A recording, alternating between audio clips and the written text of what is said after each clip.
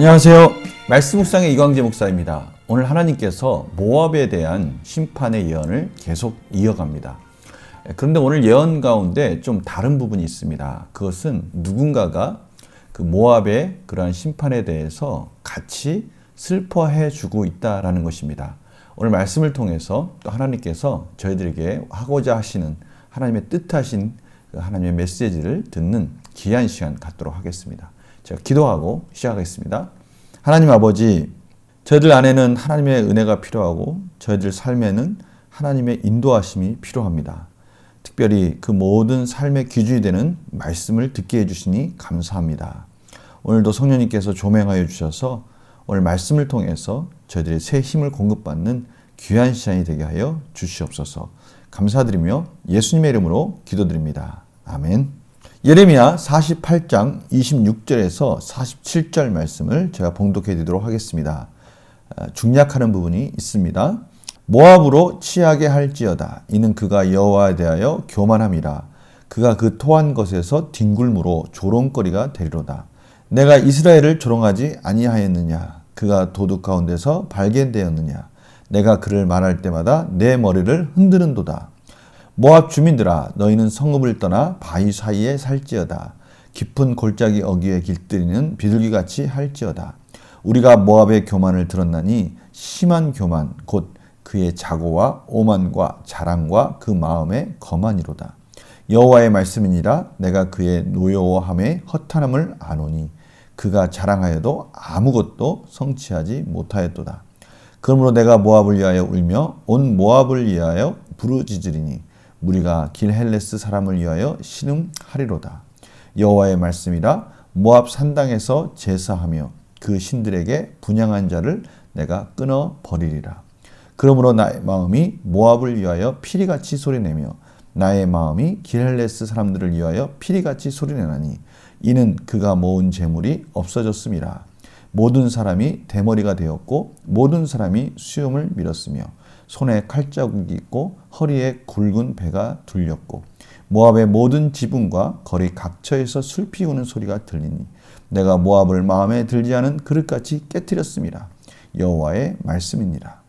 여호와의 말씀이니라. 모압 주민아, 두려움과 함정과 올무가 내게 닥치나니 두려움에서 도망하는 자는 함정에 떨어지겠고 함정에서 나오는 자는 올무에 걸리리니 이는 내가 모압의 벌받을 해가 임하게 할 것임이라. 여호와의 말씀이니라. 도망하는 자들이 기진하여 헤스본 그늘 아래에 서니 이는 불이 헤스본에서 나며 불길이 시온 가운데에 나서 모압의 살적과 떠드는 자들의 정수리를 사름이로다.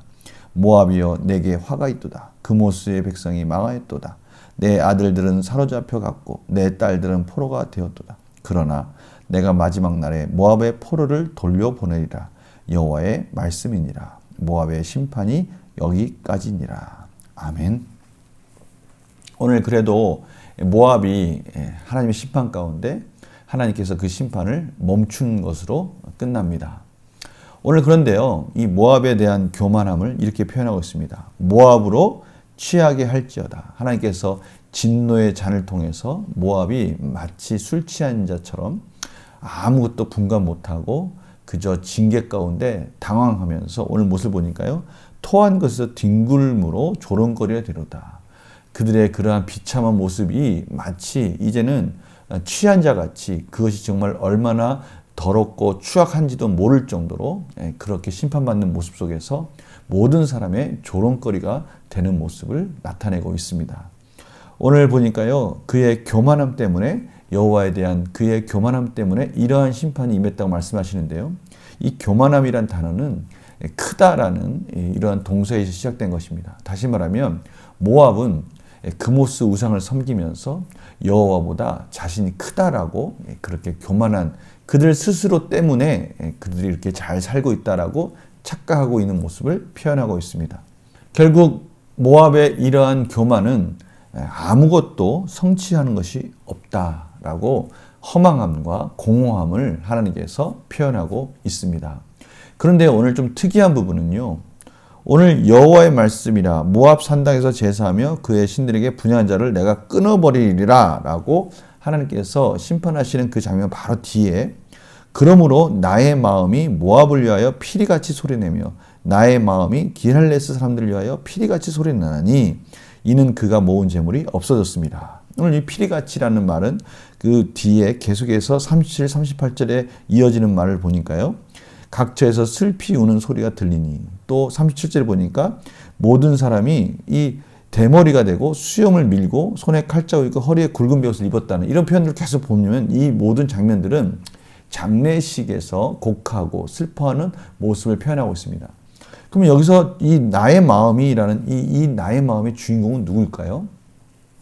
당연히 이 예언을 하고 있는 예레미야라고 말할 수 있겠죠. 그러나 사실은 이 선지자들의 마음, 선지자들의 이런 표현들은 하나님의 마음을 대변하고 있는 것입니다. 따라서 나의 마음이 이렇게 장례식에서 곡하는 것 같이 슬피 울고 울부짖는 이러한 슬퍼하는 이들의 멸망에 대해서 공감하고 있는 이 마음은 하나님의 마음이 예레미야를 통해서 투영되고 있다는 것을 저희들이 알 수가 있습니다. 하나님의 긍휼의 마음이 심판하는 이방인들에게까지도 미치고 있다는 것을 알 수 있어요. 저희들은 이런 마음들을 통해서 정말 하나님의 마음을 그의 백성들이 품기 원하시고 계시고 하나님은 항상 이 긍휼의 마음을 원하신다는 것을 저희들이 다시 한번 깨닫게 됩니다. 이것은 저희들에게 참 중요한 메시지를 주시는데요. 문제를 풀어가면서 또 한 걸음 더 들어가 보도록 하겠습니다. 예레미야는 모압이 멸망당하는 이유는 무엇이라고 말합니까? 제가 아까 말씀드렸지만 교만함, 자기가 크다는 겁니다. 하나님보다 더 크다는 것이죠.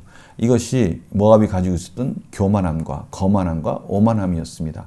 하나님은 그런 모압, 오늘 표현 가운데 그모스의 백성이 망하였도다라는 것을 통해서 참으로 우상을 섬기는, 참으로 우상까지도 자신의 교만을 채우는 도구로 쓰는 그러한 모압을 하나님께서 심판하셨다라고 말씀하고 계시는 것입니다.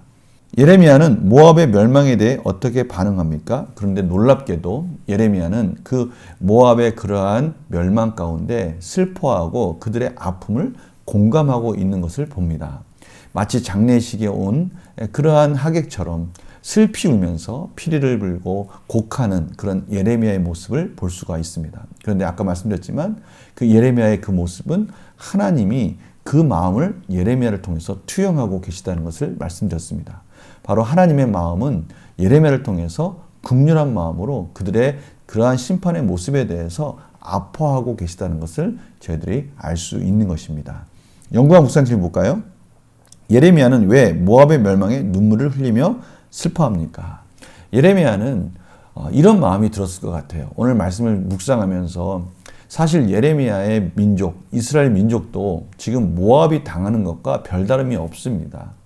모압이 교만 가운데 우상을 섬기면서 처절하게 이렇게 심판당하는 모습을 보면서 참으로 자신의 민족이 이렇게 아파하는 그 아픔이 모압에도 동일하게 그렇게 임했다는 것을 보면서 철저하게 예레미야는 공감하면서 하나님께 은혜를 구하고 있는, 하나님의 긍휼함을 구하고 있는 그런 마음을 저희들이 볼 수 있는 것이죠. 동일하게 예레미야가 자신의 민족을 향해서 아파하는 마음은 하나님의 마음이었고요. 이 모압을 향해서 아파하는 마음조차도 하나님의 마음이었습니다. 오늘 말씀을 통해서 저희들은 이 예레미야가 품었던 이 마음, 다시 말하면 저희들도 늘 하나님의 말씀 가운데 하나님의 마음에 있다 있는 우리의 마음이 되어야 된다라는 것을 깨닫게 되는 것입니다. 느낀 점 볼까요? 목자의 심정을 가진 사람은 원수까지도 사랑한다는 사실에서 무엇을 느낍니까? 어떻게 보면 모압은 원수의 나라이기도 하고요. 항상 이스라엘과 적대 관계에 있는 나라이기도 합니다. 그러나 예레미야는 그런 것 이면에 있는 하나님의 심판 가운데 있는 불쌍한 영혼들을 본 것이죠. 자신의 나라가 불쌍한 것처럼 원수의 나라도 똑같이 하나님 앞에 불쌍한 영혼이라는 것을 하나님의 마음으로 공감하고 있는 것입니다. 우리 안에 이 하나님의 마음을 주셨습니다. 예수 그리스도의 심장을 주셨습니다. 그런데 그렇게 하지 못하는 그런 갈등 속에 있는 저의 마음을 보게 됩니다. 참으로 어찌할 수 없는 이 마음, 하나님께 은혜를 구해야 된다는 것을 다시 한번 깨닫게 되는 것이죠.